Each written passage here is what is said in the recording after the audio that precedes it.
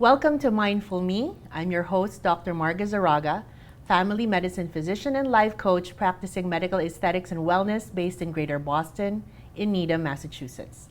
This health and wellness show was born out of the needs I saw as a medical doctor. People are curious and are even demanding information and options on how to get healthier, and more importantly, how do we improve our quality of life?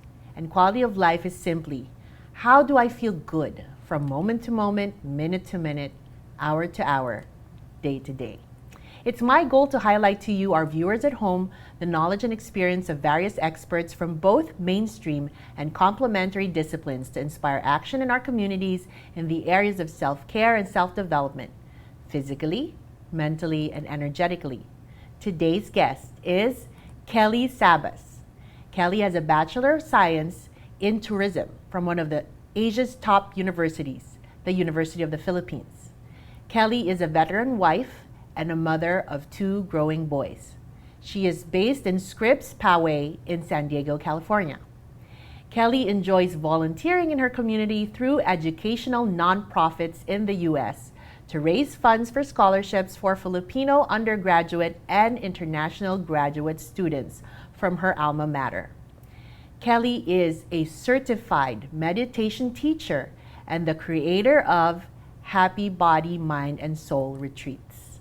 Today, she will be sharing her knowledge of Kundalini Yoga, breathwork, holistic self-care, and practicing mindfulness in our everyday lives. And our episode is Yoga for Stress Management and Self-Care. Welcome, Kellie. Thank you, Dr. Marga. Thanks for having me. I'm happy to be here. Thrilled. I'm so happy. And you traveled all the way from California and included us in your itinerary. Yes, we are ever grateful. Of course. The pleasure is mine. So you are actually our first guest to tackle yoga. And so, we hear yoga all the time. But even in our preparation for this show, you've mentioned some key distinctions and clarifications about what yoga is. So I'd love for you to present that as a basis. What is yoga from a definition standpoint, and all the other things that either get confused with it or associated with it, like meditation? Sure, I'm happy to answer that. So yoga is basically an exercise for your body and the mind. So we all know yoga as a physical exercise because we see it all over yoga studios, and we're familiar with all the yoga poses. So that's one type of yoga, right? Yes. The hatha yoga or the physical yoga. But there's also the other component, which is the meditation part of it, which is also, by the way, the original form of yoga. As you know, yoga came from India and it started like 8,000 years ago, and they practice it there and they sit for a long time. So meditation is the original form of yoga. It's yoga for the mind, where you just sit and be quiet and observe your mind. So because of that, the yoga asana was developed because people have to stretch. So it's basically stretching, right? And exercise. And it evolved from there. And now there are different types of yoga everywhere. And each studios basically teach different types of yoga. Did you particularly benefit from a specific type and gravitated to a particular type? Yeah, so thanks for asking, because my yoga experience started way back in college. I had a PE course called stretching, and I didn't know back then that it was yoga. So that's why I always tell my friends, when they say I can't do yoga, and I say why, and I'm not flexible, but I'm always tell them it's just stretching, really. And when they learn about it, I do that every day. So yes, you're doing yoga. So and I'm curious now, since I'm so glad you mentioned that you have a history with yoga. Yes. And you probably didn't even know it. I didn't. Right? So to continue the story, so from college, I took the PE course, and then I was doing yoga on and off because, we have busy lifestyle, and admit it, it's expensive to enroll in a studio. And I was a 20-something, starting career, and yoga or physical exercise is not my priority. to be honest. So I wasn't taking care of my physical well-being at that time. So I would just do it on and off, and then I'd forget. And then I did prenatal yoga during my pregnancy, 2 pregnancies, and I know it helped me a lot with the labor, the breathing, the breath work helped a lot. And then recently during the pandemic, this is where it started. I started doing the 30-day yoga first. It's a challenge that I am a fan of one person, Adrienne, on YouTube, and I follow her. And I just started the 30 days, and I kept going and going and going. And now I'm on my 2nd year of daily yoga and meditation. So that's kind of the full story of how I started. And when you were in college compared to now, what were the benefits then? And what are the benefits now? Congratulations on not going from a 30-day challenge to 2 years, Yeah. right? So I'd love for you to share what kind of shifts, transformation, experiences you've had in this growth journey. There is a lot of benefits, but personally for me, I feel more in tune with my senses. I'm more mindful now from, what I say, what I eat. And in general, I feel really, really good about my body. Like it's not perfect, but it's, I love my body more. I love myself more, and I am more energetic. And yeah, overall happy, basically happier. Yeah, I think if somebody could bottle what you just said and sell it, that would be like going off the shelves, Do right? yoga. Right. Yes. Right. And it's such a blessing that you found a method to be able to reach and optimize yourself. And when you were younger, what kept you going back to it? Because obviously life was different back then. Yeah. Did you just see it as physical exercise? Yeah, physical, and it wasn't my priority. To be honest, I wasn't doing any form of exercise. I don't like running. I don't like going to the gym. I would go to the gym. It's like that. It's like on and off, but there's no commitment. There's no discipline to go and take care of my body. It wasn't in my priority at that time. It's only now, maybe because of the age, getting older, and I know, as we age, you tendencies that there are some, genetics diseases that might come up. So I'm trying to prevent that. More of preventive right Yes. now. So this is a good segue to our break. When we come back, we're going to be tackling more of the benefits of yoga right after this break. Are you interested in adopting a dog, puppy, cat, or kitten? The Taunton Animal Shelter helps match pets with their forever families.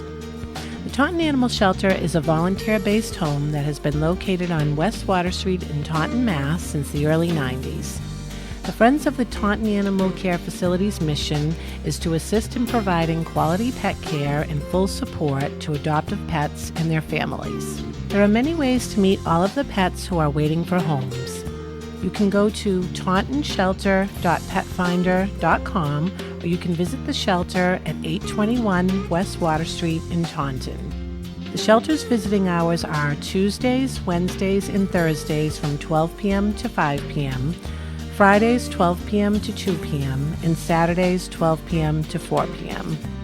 If you're not interested in adopting a pet but would still like to help, the shelter is currently in need of disinfectants, bleach, paper towels, laundry detergent, trash bags, dry and canned pet food for kittens, cats, and dogs, and heartworm and flea and tick preventatives. Donations can be dropped off at the Taunton Animal Shelter.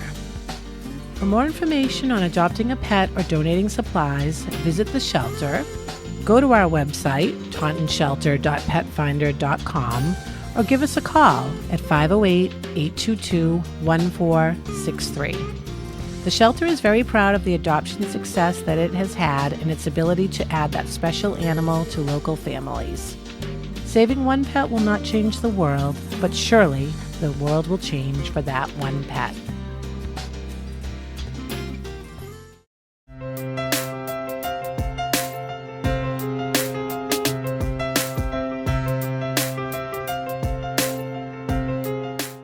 Welcome back to Mindful Me. For our quote for the day, we have breathe. Take your time and enjoy every part of your life. I chose that especially for this episode. We are on our second segment of our episode, Yoga for Self-Care and Stress Management, with Kellie Sabas. Hi, Dr. Marga. So Kellie, we were in the midst of some very personal benefits to you of your journey and how you've incorporated yoga as a means for stress management, stress reduction, and your self-care. But we would like to hear, since you went deeper and took on a certification in this as a yoga teacher, I'd like to hear what you're seeing in a bigger sense, like for a community or a population. What are those benefits that were shared with you that's, I guess, obviously compelled you to go deeper? Right. No, yoga has a lot of benefits. It affects almost all our system. The nervous system, which, as you know, the brain, the spinal cord, and the nerves that send signals. Controls our emotions and a lot of body functions. Our muscular skeletal system is also affected, immune system as well. So basically, all the systems are being helped through doing yoga on a daily basis, because it promotes a lot of what you call it, the rest and relaxation, especially if you're under stress. Yoga calms down the mind, as you know, and then with the breath as well, it regulates oxygen, blood flow, and there's a ton of benefits and studies backed by different institutions about the benefits of yoga. So it lowers blood cholesterol, improves your nervous system functions, even respiratory function, gastrointestinal function. Like I said, there's a ton of benefits, right? And then you feel more flexible, stronger, and all of the good stuff. I wanna actually put that to like a daily situation that that can be encountered in the community. One of the things the elderly patients go through is lower oxygen levels, and that's become more significant as people buy these home pulse oximeters. And as a physician, I've been actually assessing these situations where the low oxygen on that, what's called a pulse oximeter, I'm assessing that some of these elderly patients are breathing comfortably, but their oxygen goes lower. And what you just mentioned to me, how yoga benefits this, is because the strength of our rib cage and our chest wall, if you're not using it and you're not exercising, then that deteriorates. Right. So I'm just translating, like, all of these benefits are impacted with the absence of a physical mind-body regimen. Right. And instead, if it's, again, what you don't use, you lose. Yes. So it's really important that what this show is about is to encourage people to know that there is hope in whatever state of well-being or lack of well-being they're in. There's a hope and there's a next step. So with you sharing all of these benefits that are not only personal benefits like how you started in the first part of the segment, but also really research-based, science-based benefits. So, between respiratory system and musculoskeletal system, in a very short amount of time, you can basically invigorate your entire system with methods like yoga. Yes. Yes. It's a very holistic approach. And can I add the mental and emotional effect of yoga? Because we're talking about stress. And nowadays, during the pandemic, especially coming out of the pandemic, people are craving for this. And yoga is a perfect, for me personally, of course, that's my personal opinion, exercise to follow, because it's very light and easy to follow, and you don't have to pull weights. You just need yourself. You don't even have to have a mat. You can do it on a carpet or on the ground, on the chair. There's a chair yoga. There's yoga for everyone. I love it. And it's beneficial from kids to adult. Did you know that they're doing kids yoga in schools to manage anxiety and, just develop the focus and concentration of more students? And I felt that personally. I'm more focused, I'm energized, as I mentioned. I'm more mindful. Yes. Um, Tell us about how you've achieved that specifically in you in your Okay. 2-year journey. Right. Because you, like we shared at the beginning of the show, you are a busy mom and wife.